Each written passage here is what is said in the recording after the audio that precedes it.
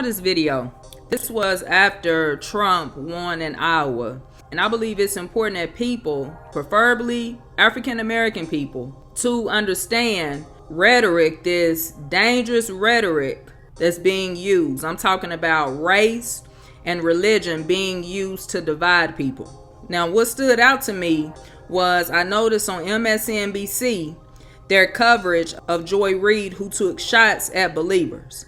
Check this clip out. But, I feel like the important sort of data point, and Steve talks about it a lot, he's going to probably talk about it a little more tonight, is that these are white Christians. Whoa. So it's a problem to be a white believer? I'm a black believer, and it's my heart to see all races unified. It's my heart to see all races unified under the subjection of Jesus Christ. I'm talking about one body, one church, and one faith. That this is a state that is overrepresented by white Christians that are going to participate in these caucuses, yes. Especially tonight. Earlier today, reached out to Robbie Jones, from the Public Religion Research Institute, knowing that we were going to talk about Iowa. And this is a hyper-evangelical white state. And he said the following to me: Iowa is about 61% white Christian. The country as a whole is approximately 41% white Christian. And in Iowa, we're talking about evangelical white Christians. And he said the following. Because I asked him, what do they get out of supporting Donald Trump? Because he keeps losing, he keeps delivering losses and losses and losses. And he said the following: they see themselves as the rightful inheritors of this country, and Trump has promised to give it back to them. All the things that we think about electability, about, what are people gaming out, or none of that matters when you believe that God has given you this country, that it is yours, and that everyone who is not a white conservative Christian is a fraudulent American, is a less real American. So we have a black woman with a fake blonde wig on saying every white Christian see everyone who's not a white conservative Christian a certain way. Really? Now, don't get me wrong. There are pretenders, and you will know people by their love. You will know people majorly by their love for the truth. That's the word. But to say this is, crazy. This was intended to demean white people. And for black people who listen to this, it's to push a narrative, a false narrative, so that we can allow people like her to sow seeds of division, and then we allow the spirit of hate in our hearts. This is intended to get black people to look at white people a particular way. Y'all, buckle up, because it's about to get wild. They have already played so many things. Literally planned so many things to divide us up this election year.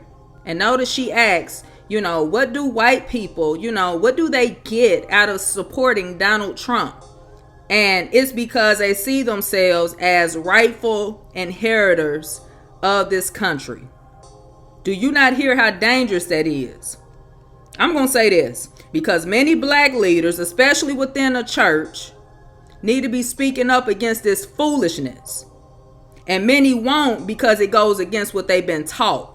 And in the black community, if you show any sign that you support Trump, you will get labeled a coon and a sellout. And I'm saying especially if you're a believer, because they don't see how important it is to rightly divide the word of God when viewing the legislation.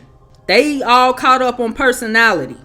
And I'm not going to sit back and see all these dangerous, narratives being pushed out of love for my people. I gotta, I ride with my people because I don't want to offend them, and then just sit back and watch these puppets of Satan attack my white brothers and sisters in the faith. All because the media constantly find ways to divide us up. But something I would like to ask, because she asked, what do they get out of supporting Donald Trump? Well, I'm going to ask this. What do we get out of the LMNOP community? Y'all know what I'm talking about. If I say it, they'll take this video down. But what do we get out of the LMNOP community pushing laws to permit pedophilia. Did you know that they are calling adults who want to have sex with kids? I'm talking about 10, 4, 12 minor attracted persons.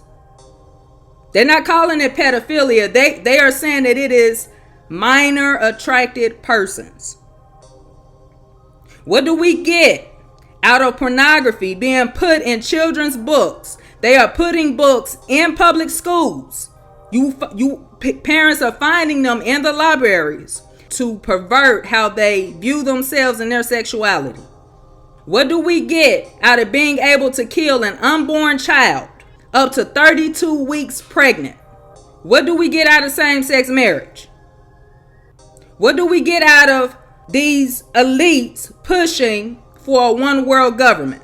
What do we get out of these immigrants? I just saw, I believe it was a week ago, I believe it was in New York, they are telling people, if any immigrants show up at your doorstep, you have to invite them in your home.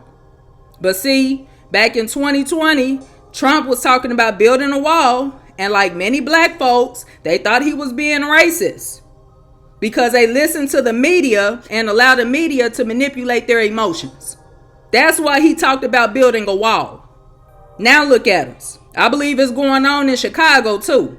Like, how can we take care of immigrants when people in America are literally struggling to pay their bills?